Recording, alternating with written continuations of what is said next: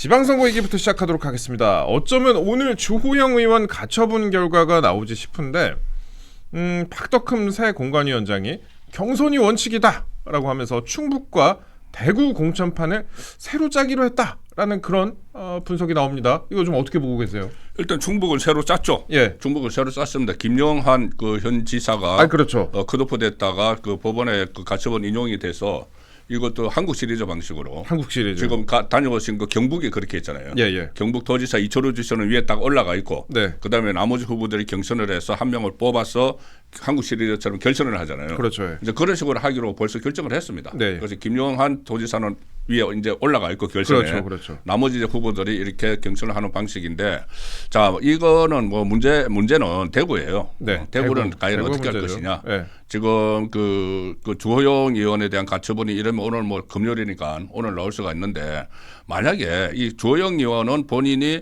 이 김영한 지사처럼 인용이 될 거라고 이제 확신을 하고 있는데 네. 그러지 않을 수도 있다는 이야기가 나와요. 아하. 지금 포항이나 이쪽에 기각됐지 않습니까? 네. 그 같은 재판부예요. 같은 재판부에서 기각을 시키기도 했는데 뭐냐 하면은 김영한 지사에 대해서 인용을 하는 것 중에 그 중요한 부분 중에 하나가 컷오프를 하고 그 다음에 추가 공모를 해서 네. 김수민 의원을 받아들였는데 그 과정에서 당원 당규에는 3일 동안 공고를 하게 돼 있는데 하루만 했다. 네. 이런 것도 인용의 요인이 됐거든요. 그렇죠. 그런데 조호영 의원 같은 거는 그런 경우는 없어요. 네. 그렇기 때문에 조호영 의원이 인용이 될지 기각이 될지 지금 불확실합니다. 그런데 가장 큰 문제는 예.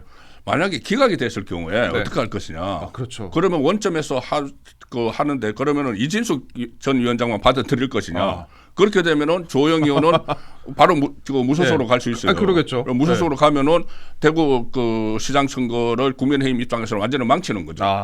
그래서 제 생각에는 지금 오늘 오전이라도 법원 결정 나오기 전에 선제 조치.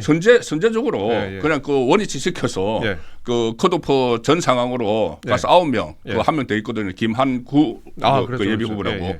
원위치 시켜가지고 아예 경선을 하려고 발표를 해버리는 게 어떤가 그 생각도 합니다. 왜냐하면은 예. 그렇게 할 수 있는 것이 그 전에 2명 그러니까 3명 컷오프를 했을 때하고 지금은 상황 변화가 생겼어요. 예. 김부겸이라는 인물이 그 전에는 등판할지 말지 할 때 그렇죠. 컷오프를 시켰거든요. 예. 누구를 해도 당선된다는 생각이었죠. 그런데 이제는 누구를 해도 당선되는 게 아니게 됐어요. 가장 경쟁력 있는 사람이 나셔야 되기 때문에 그 상황 변화를 그 어떤 명분으로 해서 네. 원위치 지금 빨리 시키는 게 저는 낫다고 봅니다.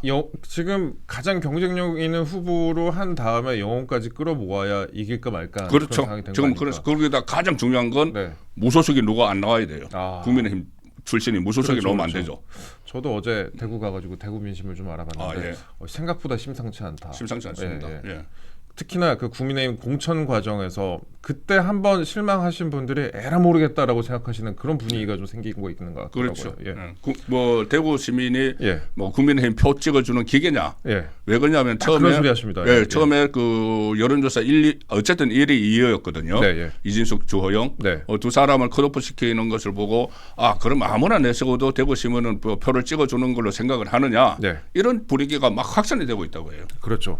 그리고 왜 아까 이제 본부장님께서 선제 조치를 말씀하셨냐, 이게 걱정하시는 분들이 많이 계세요. 왜냐하면 지금 뭐만 있으면 다 남부지법에 가처분 신청하고 그 남부지법에서는 이게 또 민감한 판결을 내립니다. 그 민사 합의 51부 권성수 수석부장판사, 이 51부 한마디에 당이 지금 일희일비를 하고 있는 그런 상황이에요. 일희일비를 하고 있는 그런 상황인데 그 남부지법 제가 간단하게 좀 말씀을 드리도록 하겠습니다.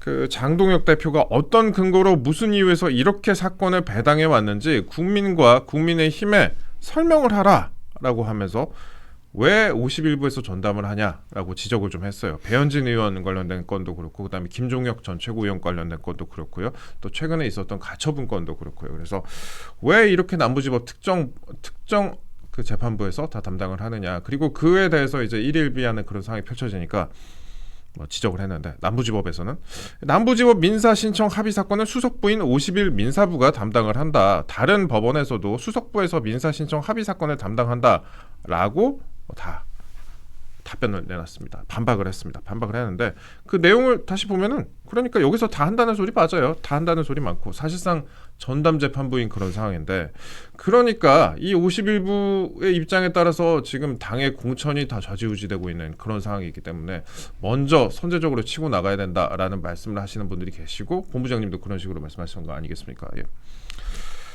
참 그렇습니다. 그러니까 이게 51부가 예. 그 전에 그 배현진, 김종혁 그렇죠. 여기 전부 다 가처분을 인용을 했거든요. 네. 인용을 했고 이번에 그 김영환 도지사도 인용을 했고 조호영 의원도 여기 가 있어요. 네. 가 있고 또 특히 그 포항의 두 사람에 대해서도 여기서 심사를 해서 거기 있는 두 사람은 기각을 했습니다. 거긴 기각이 됐죠. 네, 그래서 그리고 이게 인용을 하는 거를 보니까는 네. 그때 배현진, 김종혁이나 배종혁이라고 하려고 합니다. 배종찬이 생각났습니다. 예. 예, 거기나 예. 아니면 이번에 김영환 지사나 보니까는 당이 이 예. 재량권을 남용을 했다 이렇게 아하, 나와요. 예. 그러면 당은 재량권이라는 것이 결국 어떤 정무적 판단이지 않습니까? 정무적 판단을 한 것을 법적인 잣대로 이렇게 뭐 재단을 하는 것이 네. 그게 이제 옳은가 네. 그런 상황이 있는데 거기다가 또 한쪽에서 재판부가 다 같으니까 네. 장동혁 대표가 지금 문제를 제기를 한 것이고 사실상 그 한쪽에서 다 전담을 한다는 것이 또 인정이 된 셈이죠. 그렇죠. 예. 네, 그렇게 그러면은 해버렸습니다. 예. 앞으로도 뭐를 해도 이 그 마지막에 최종적으로는 법원의 판단을 받아야 되는 당무 활동을 진짜 법원이 예. 공관위원장이 돼버린 것 같은데. 그렇죠. 예. 그 장동혁 대표가 차라리 공관위원장 하라고 했잖아요. 그러니까요. 서울시장 경선에서 컷오프된 이승현 임팩코리아 대표가 가처분을 신청을 했고 또 강남구청장이라든지 아니면 충남 홍성군수 컷오프된 후보들도 법적 대응에 나서거나 검토를 하고 있다고 합니다. 추가 인용 결정이 또 내려지면 공천 일정 전반이 차질을 빚고 선거 전략 자체에도 영향을 줄 수 있는 거 아니냐 그런 우려도 나오고요.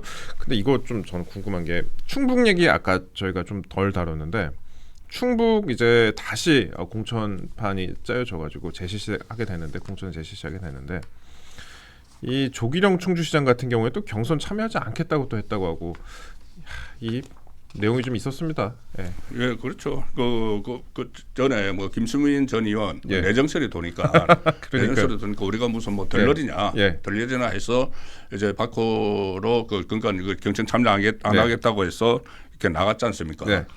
그런데 어쨌든 이제 다시 경선 룰이 다시 새로 짜였고. 김수민 전 의원은 안 하겠다고 했어요. 예, 예. 원래 그 김영환 전 지사가, 그러니까 김영환 현 지사죠. 현 지사가 만약에 계속 경선을 하게 됐으면 본인이 참여 안 하려고 했는데, 네. 그 컷오프 되기 때문에 들어갔다고 했는데, 지금 이게 원위치가 되니까 네. 참석 안 하겠다고 했기 때문에 이 충북도 마찬가지입니다.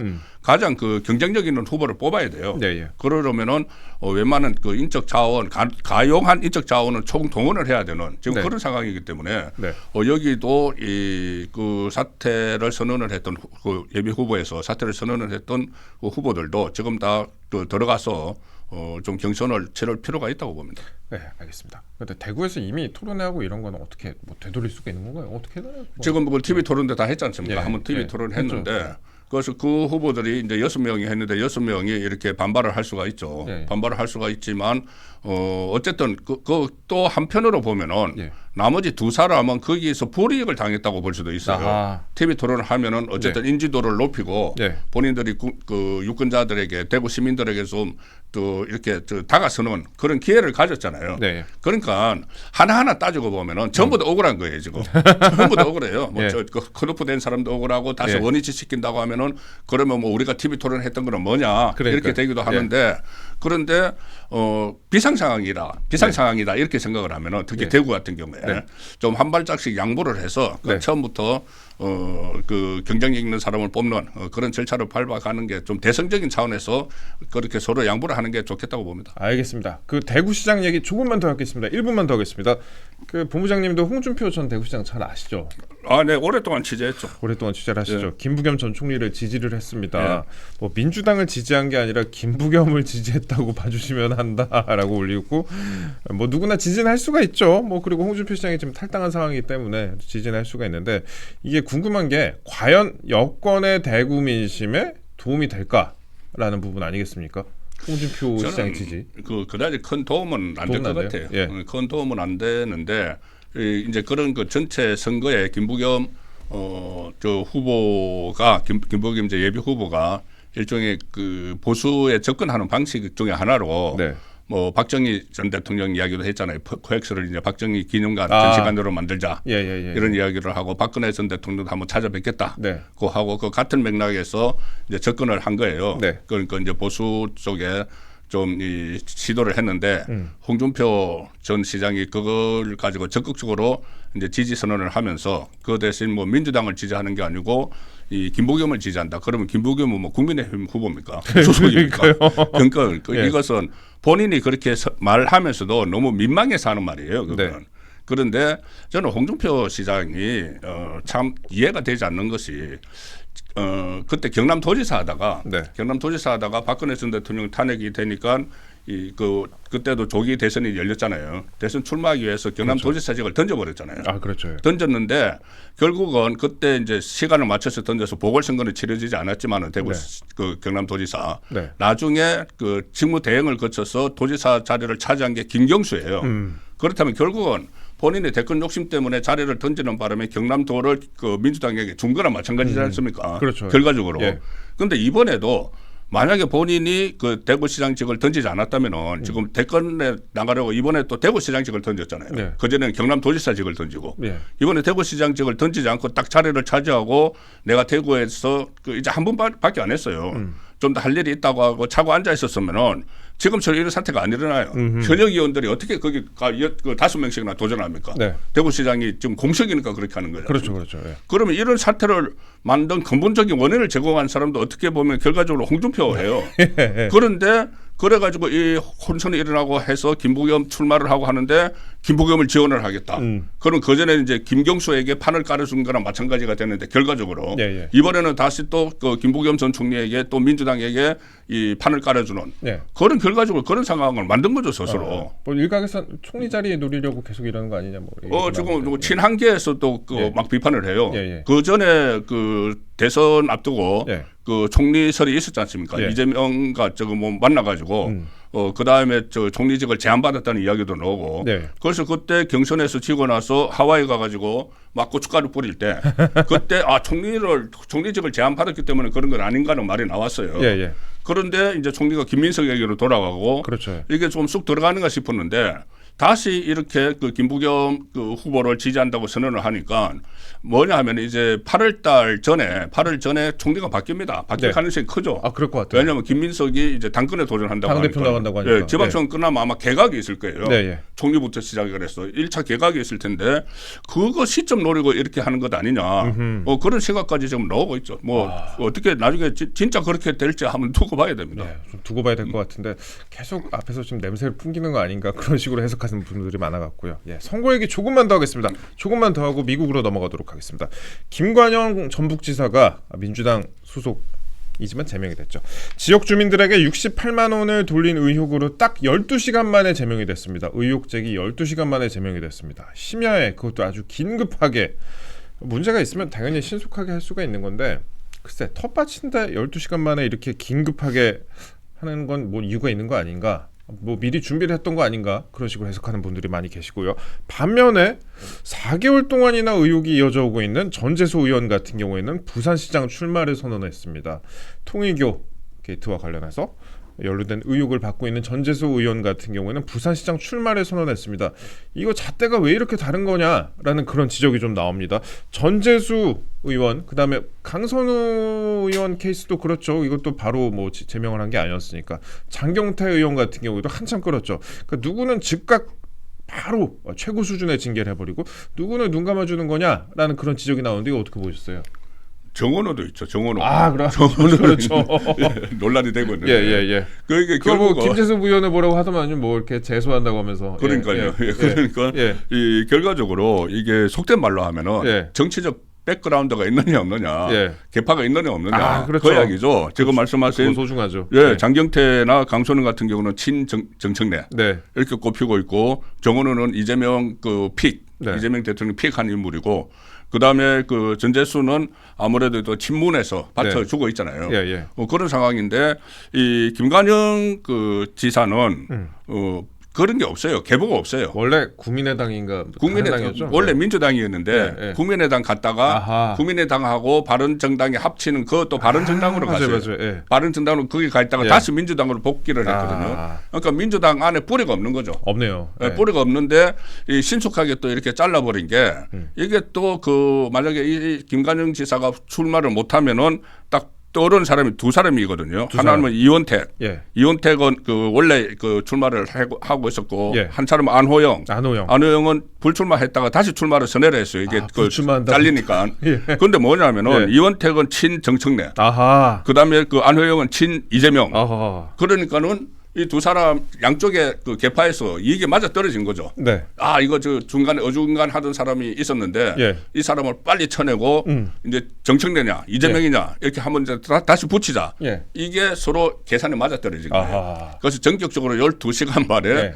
이 제명을 시켜버려서 출마길을 막아버렸죠. 이렇게 빠른 제명은 뭐 현행범 빼고는 처음 본 것 같은데. 그렇죠. 예. 그 12시간도 그 심야에 일어난 겁니다. 심야니까. 낮에 일어난 예. 것도 아니고 심야에 해서 바로 제명을 해버렸는데 예.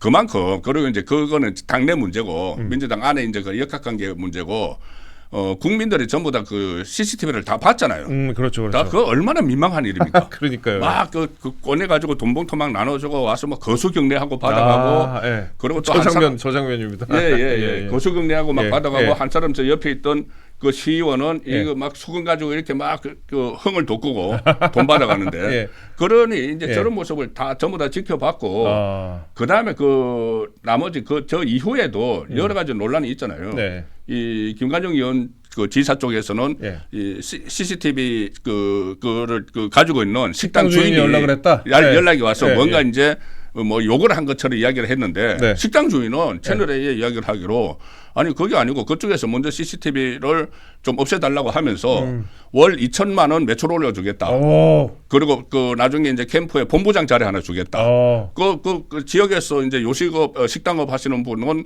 예. 캠프에서 뭐 직책 하나 맡으면 굉장히 큰 거잖아요. 아, 그렇죠. 그 손님 많이 올 수 있고 거기다가 네.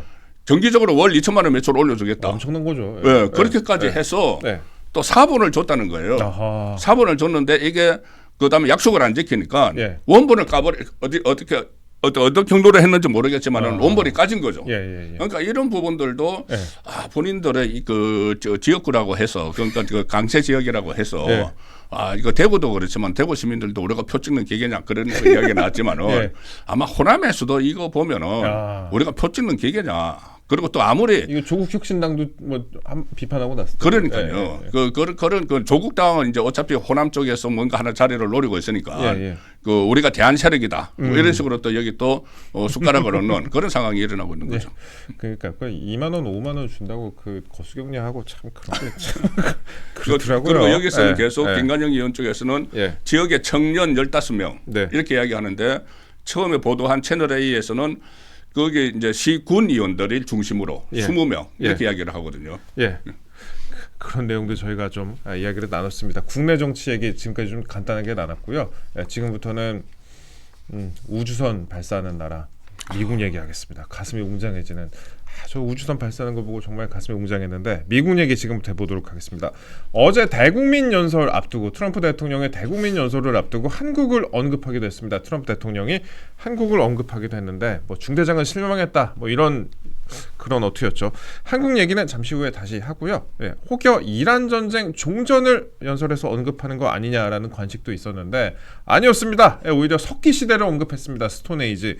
연설 후엔 더 압박이 거세지고 있습니다. 일단 영상 하나 저희가 배경으로 띄워드릴게요. 이 영상 하나 띄워드리도록 하겠습니다. 이게 이란 영상인데 자세히 보시면요, 그 다리가 무너지는 자세히 보시면 이 다리가 무너져 있는 영상을 보실 수가 있습니다. 다리가 무너져 있는 거예요. 이란 최대의 다리가 무너져 다시는 사용할 수 없게 됐다. 트럼프 대통령 SNS 좀 띄워주세요. 그래서 이란 최대의 다리가 무너져서 다시는 사용할 수 없게 됐다. 한국말도 띄워주세요. 교량이 붕괴되어 다시는 사용할 수 없게 됐다.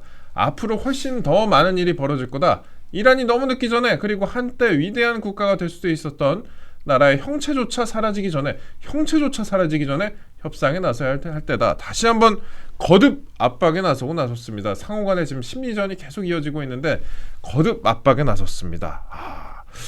이거 일단 어제 뭐 종전할 줄 알았던 분들도 계셨던 것 같은데 그게 아니었습니다. 뭐 2, 3주는 더 갈 것 같다고 얘기를 해요. 예.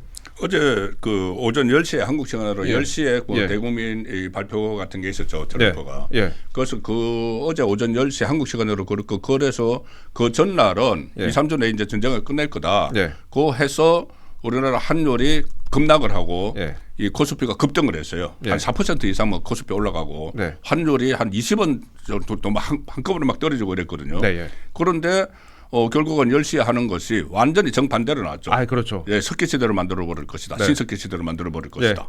자, 그리고 이게 돈도 이제 공격을 강할 주식도 석기 것이다. 시대가 돼가지고. 예, 주식이 석기 시대가 돼 버렸어요. 예. 그러니까는 다시 이제 또 원위치하고 예. 막 코스피도 다시 또 원래 상태로 돌아가고 그렇죠. 환율도 막 그렇게 되고 안 돼, 다시 사이드카 막 내려가잖아요. 발동하고 예, 예. 뭐 사이드카, 이래 되는데 역사. 예. 그런데 제가 이렇게 저 언론 보도를 자세히 보니까 유독 우리나라가 심해요. 아, 그래요. 트럼프 말 한마디에 움직이는 게. 예. 그저께 그러니까는 트럼프가 조기 종전을 시사를 했을 때 아시아에서 우리나라 그 코스피가 가장 크게 올라갔거든요. 네. 그런데 그 다음 날 어제 10시에 또 이게 신석기 시대 이야기가 나오니까 아시아에서 가장 크게 떨어져 버렸어요. 코스피가. 맞습니다. 예. 그러니까 이게 우리나라 이게 체질이 얼마나 허약한가. 244.65가 떨어졌습니다. 예. 4.47% 하락했어요. 그러니까 이게 어떤 언론에서 그렇게 이야기를 하더라고요. 이렇게 그 이틀 상황만 봐도 이거는 이 한국 그 주식시장이 투기의 장이 돼버렸다. 네. 투기의 장. 원래 이제 투자를 해야 되잖아요. 네. 투자를 해서 뭐 경제 활성화에도 기여를 하고 뭐 돈도 이제 주식이 잘 되면 벌고 하는 건데 이건 완전히 투기장처럼 돼버렸기 때문에 네. 이게 과연 그 국민들 지금 우리 국민 중에서 한 1,000만 명 이상이 네. 이렇게 주식을 하는데 이게 과연 어떤 도움이 될 것인가. 주식 인위적으로 거의 부양을 해놨잖아요. 네. 이재명 정부에서. 그래서 그게 상당히 불안한 상태를 보여주는데 어쨌든 이제 저 트럼프 대통령도 너무 이렇게 좀 심하게 하는 것 같아요. 트럼프 네. 대통령이 네. 본인이 무슨 생각을 가지고 어떤 전략을 가지고 하는지 몰라도 네. 그런 이야기도 나오지 않습니까? 트럼프가 딱 주식 시장 개장 시간에 맞춰서 예.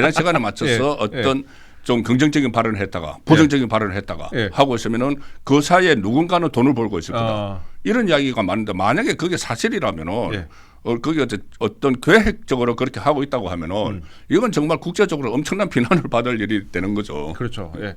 특히 이제 저는 다른 것보다 뭐 다른 나라는 다른 나라의 사정이고 우리나라와 관련된 부분이 중요한 거 아니겠나 그렇게 생각을 합니다. 당장 우리나라 사람들 먹고 살아야 되니까. 어제 연설 직전에 우리나라를 콕 집어서 대한민국을 콕 집어서 언급을 하면서 한국은 도움이 안 됐다라고 지적을 했습니다. 한국을 단독으로 콕 집어서 불만을 표출한 건 이번이 처음이라고 합니다. 예전에는 그러니까 다른 나라가 묶어갖고 뭐 나토 도움 필요 없다. 뭐 지난달 같은 경우에 나토 도움 필요 없다. 일본과 한국도 마찬가지라고 이렇게 여러 나라 중에 묶어갖고 뒤에다 좀 붙였었는데요. 이번에는 별도로 그냥 한국은 도움이 되지 않았다라고 콕 집어서 불만을 표출했습니다. 처음이라고 합니다. 무역과 안보 협상에서 막대한 청구서가 날아올지 모른다라는 그런 염려가 나옵니다. 그러니까 이번 발언을 단순한 감정 표출이 아니라 한국 관련 발언을요. 전쟁 출구를 관리하면서 동시에 동맹의 부담 분담을 압박하려는 시도 아니냐. 플러스 여기다 플러스로 최근에 무역법 300조 슈퍼 300조에 근거해서 AI와 클라우드 조달 시장 규제, 망 사용료, 소고기 수입 원령 제한까지 거론하면서 비관세 장벽에 대한 압박까지 강화하는 상황 아니겠습니까? 여기에 또 방위비까지 있고요. 이거 우리나라 대응 안 하고 있다가 청구서 날라오는 거 아니냐 이런 지적이 있어요. 날라오죠. 예. 청구서를 보내기 위해서 지금 예. 빌드업하는 것 아닌가 네. 그런 생각이 드는 것이 가령 예를 들어서 호르무즈 해협도 왜 우리가 뚫어야 되느냐. 네. 호르무즈 해협도 그거 필요한 나라들이 알아서 하라. 예. 이렇게 네가 가서 해 나왔잖아요. 뭐 이런 거죠. 예. 예, 한국도 그렇고 일본도 예. 그렇고 다 알아서 하라. 예. 그리고 뭐 EU도 마찬가지고 그렇게 이야기했는데 특히 이 한국이 아무 역할도 하지 않았다. 콕 집어서 이야기하는 것은 뭐 한국하고 일본하고 비슷한 상황인데 일본은 다카이치가 얼마 전에 가서 트럼프 만났지 않습니까? 만났죠. 만나서 또 그 참전은 안 하지만 다른 선물을 막 줬어요. 네, 예. 그러니까 한국 보고 선물 달라는 이야기예요. 아. 일본은 줬는데 너희들은 왜 안 줘? 해줘. 예. 이 이야기가 되는 거죠. 그러니까 앞에 말한 거네요. 일본보다 앞에 말한 그렇죠. 거네요. 예, 예, 일본은 그거에 다카이치가 몇 예. 가지 약속을 하고 왔어요. 네. 그 참전은 못하는 대신 평화헌법 때문에. 예. 그런데 한국에서는 아직 그런 게 없으니까는 너희들은 뭐 줄 거야? 나 이거 뭐 줄 거야? 이 이야기거든요. 예. 그런데 특히 우리나라는 지금 주한미군 감축 문제하고 뭐 방위비 분담 지금 그 15조 됐죠 이제. 예. 그 15조 그 나가는 게 바이든 때 협정을 체결을 했는데. 네. 주한미군 방위비 분담금 그건 이제 다시 하자는 거잖아요. 아하. 다시 하자는 이야기를 꺼내서 거기서 뭐 10배 정도 더 올린다 그런 말까지 지금 나왔었지 않습니까? 10배. 예. 그리고 거기다가 또 주한미군 감축 문제도 있고 예. 또 이번에 중동 사태가 나면서 주한미군 전략 자산들을 많이 빼갔잖아요. 아, 그렇죠. 그렇죠. 빼갔는데 예. 그 사드나 이런 것들이 예, 예. 다시 그 안 돌아올 수도 있어요. 아하. 안 돌아올 수도 있고 예. 또 다시 또 저 추가적으로 만약에 지상전을 또 지금 어떻게 될지 몰라요. 신석기 시대 만들려면 지상군 투입해야죠. 아, 그렇죠. 예. 그렇기 때문에 또 주한미군을 또 빼가는 문제 네. 이런 것들이 굉장히 복잡하게 얽혀 있는데 이재명 대통령은 어제도 이 문제 가지고 자주국방을 이야기를 했습니다. 자주국방. 자주 예. 전작권 전작권. 예. 저 한수 전작권은 반수하겠다. 그런 예. 것도 예. 좋지만은 네. 그것도 때와 이 때가 있는 거죠. 예. 때가 있고 상황이 있는 건데 이 상황에서 그렇게 하는 게 나중에 이 청구서 날아오는데 그게 뭐 청구서가 더 많이 날아오면 더 많이 날아왔지 청구서가 깎여서 오겠습니까? 그런 이야기를 하면은. 예. 그래서 이 제가 조금 전에 주식 시장이 상당히 불안하다 이것도 직접적으로 말씀 안 드렸지만은 이재명 정권의 실력 탓이라고 저는 보는데 이번에 이 중대한 안보 문제까지 이제 같이 연결되는 네. 이 상황에서도 제대로 위기 관리 능력을 발휘하지 못한다. 그 말씀을 안 드릴 수가 없습니다. 예. 그 사진 한번 띄워주세요. 이 대통령이 어제 미국 상원의원단을 만난 자리입니다. 이 자리에서 전작권을 언급을 했어요. 군사비 증액뿐만 아니라 전시 작전권 환수를 통해 미국의 부담을 줄이고 최소한 한반도 인근에서는 우리가 자체적으로 동북아 지역의 안정과 평화를 지켜내겠다는 생각을 가지고 있다. 뭐 이런 식으로 얘기를 했다고 하는데 뭐 구체적으로 어떤 얘기가 나왔는지는 잘 모르겠습니다. 대략적인 내용은 보도가 됐는데 대략적으로는 뭐 좋은 내용만 보도가 됐는데 상원의원단에서 구체적으로 어떤 내용을 더 밝혔는지는 좀 취재를 해봐야 될 것 같습니다. 어쨌든 그 전작권 언급을 했다고 합니다. 어쨌든 우리가 이렇게 중대한 상황, 한국을 미국에서 찍은 상황에서 우리가 취할 수 있는 그런 선택지가 뭐가 있을까? 이 선택지에 대해서 간단하게 좀 이야기를 나눠보는 시간을 가져보겠습니다. 일단 우리가 파병부터 시작해갖고 뭐 여러 가지 방위와 관련된 우리 이제 부담이 되겠죠. 이번에 그 전쟁과 관련된 전면 수용 혹은 뭐 제한적 참여 아니면 버티기 패키지 협상 뭐 이 정도로 구분을 좀 해볼 수 있을 것 같은데 우리가 어떤 선택지를 취해야 할지 본부장님께 여쭤봅니다. 일단 예. 그 제한적 그 참여가 예. 이게 그 전에 한번 했던 적이 있잖아요. 예, 예. 이라크 전쟁 때 그랬죠. 예. 자이툰 부대 그때 예. 노무현 정부였습니다. 네. 좌파 정부에서 오히려 이제 현실적인 방안을 택해서 네. 많은 그 반대가 있었지만은 좌파 진영 안에서 예. 그래도 자이툰 부대를 파병을 했는데 이게 왜 제한적이냐 하면은 일단 전투 부대를 보내는 것이 아니고 네. 지원 부대, 네. 의료나 이렇게 뭐 시설이나 이런 지원 부대를 보내는 방법이 있죠. 네. 근데 그렇다고 해서 그래도 위험하지 않습니까? 그렇죠. 우리 뭐 군인들을 젊은 군인들을 그렇게 위험한 지경에 몰리게 하려면은 그 반대 급부가 있어야죠. 네. 그래서 지금 조금 전에 4가지 중에서 두 번째 제한적 참여하고 네. 패키지 협상, 네. 패키지 협상을 같이 가지고 들어가야죠. 가령 예를 들어서 뭐 청구서가 이제 날아올 텐데 네. 뭐 청구서를 그 최소화하는 그런 거를 한다든가 가령 또 이런 게 있습니다. 이 통화 스와프 문제가 통화 있어요. 스와프. 예. 그때 그 이명박 정부 때 국제금융위기가 왔는데 그렇죠. 통화 스와프로 예. 풀었잖아요. 예. 그런데 지금은 통화 스와프가 거의 말조차 잘 못 나오고 있어요. 네. 미국하고 워낙 관계가 안 좋기 때문에. 예. 그러면 지금 환율 보도도 때문에 안 나와요? 이렇게 예. 그거 보도도 안 나와요. 예. 예. 그럼 통화 스와프 같은 것도 하나의 그 패키지로 될 수가 있는 거죠. 네. 다만 그렇다고 하더라도 어쨌든 그것은 최후의 수단으로 써야 된다. 그 파병을 하는 거는 예. 그 비 전투 부대라도 파병은 최후의 수단으로 마지막 선에서 써야 되는 거고 네. 그 전에는 이제 여러 가지 이 전략적으로 뭐 버티기를 하든지 밀고 당기기를 하고 하든지 해야 되는데 네. 또 말씀드리지만은 이재명 정권이 그런 실력이 있느냐 그런 어떤 네트워크가 있느냐 네. 이 서로 밀고 당기려면은 한라인 있다고 하잖아요. 한라인. 예. 한라인 그런데 그 한라인 개설하자마자 전화가 목통이 돼가지고 예. 강원식 비서실장도 가서 그때 그 수잔 그 예. 웨일즈 예. 그 백악관 비서실장하고 한라인 구축했다. 예. 이렇게 하고 또 김민석도 가가지고 벤스하고 한라인 예. 구축했다. 예. 그런데 한라인이 지금 뭐 그 목통인지 네. 이 전혀 뭐 그 가동을 하지 않고 있으니까. 아이 그렇죠. 예. 그래서 상당히 그런 부분에 대해서 좀 불안한 거죠. 그 정부의 실력을 한번 좀 증명을 해줬으면 좋겠는데 예. 지금까지는 전혀 그 증명을 하지 못하고 있기 때문에 계속 불안한 겁니다. 그러니까요. 그 우리나라를 콕 집어 얘기한 상황에서 불안하다 이렇게 말씀을 좀 하셨는데 참고로 제가 이건 그냥 이것만 드리겠습니다.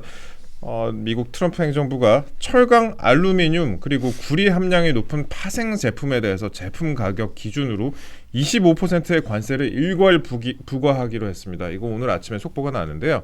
철강, 알루미늄, 구리 함량이 높은 파생 상품에 대해서 파생 제품에 대해서 제품 가격 기준으로 25%의 관세를 일괄 부과한다라고 밝혔습니다. 이번 조치에 따라서 어떤 부분이 포함이 되냐? 뭐 세탁기, 냉장고 같은 이런 가전 제품을 수출하는 우리나라 기업들도 영향을 받을 것으로 예상이 된다고 합니다. 왜냐하면 세탁기나 냉장고도 이게 뭐 종이로 만드는 게 아니잖아요. 철강, 알루미늄, 구리 같은 걸 뭐 들어갈 수밖에 없는 건데. 제품 중량의 15%를 초과하는 경우 25%의 관세가 적용이 되고 또 15% 이하인 경우에는 해당 품목 관세가 면제가 된다라는 건데 철강, 알루미늄 같은 경우에는 우리나라 제품에서 상당히 많이 쓰이기 때문에 이거 우리나라에 영향을 끼칠 수밖에 없다라는 지적이 벌써부터 좀 나오고 있는 거 아니겠습니까? 예. 그때 우리 저기 한미 그 협상에서 네. 그 교역 협상에서 네. 철강이 빠졌죠. 그렇죠. 철강이 대상에서 예. 빠져서 철강이 50%그 관세를 무는 상황이 계속됐지 않습니까? 네. 그래서 그때 당시 그 이광덕 포항시장이 백악관 앞에 가서 맞아. 뭐 항의 시위도 하고 예. 그래서 그게 참 이슈가 되고 왜 그래서 포항이 완전히 도시 자체가 네. 무너지고 있다 이런 뭐 럽버 기사도 막 쏟아지고 했잖아요. 그렇죠. 예. 그런데 어쨌든 그 철강에 대해서는 이게 그 좀 다른 품목하고 맞추는 대신에 또 네. 철강이 들어가는 뭐 자동차나 이렇게 아니면 그 여러 가지 세탁기, 냉장고 네. 여기에 대해서 또 관세를 물린다고 하니까는 또 새로운 그 난제가 등장을 한 셈이죠. 예. 이 난제를 등장을 했는데 과연 이것도 나중에 이제 미국하고 조금 전에 패키지 협상 말씀을 드렸지 않습니까? 예. 그런 부분에서 또 하나 간철을 시켜야 될 새로운 품목이 등장을 했다 예. 이렇게 보입니다. 알겠습니다.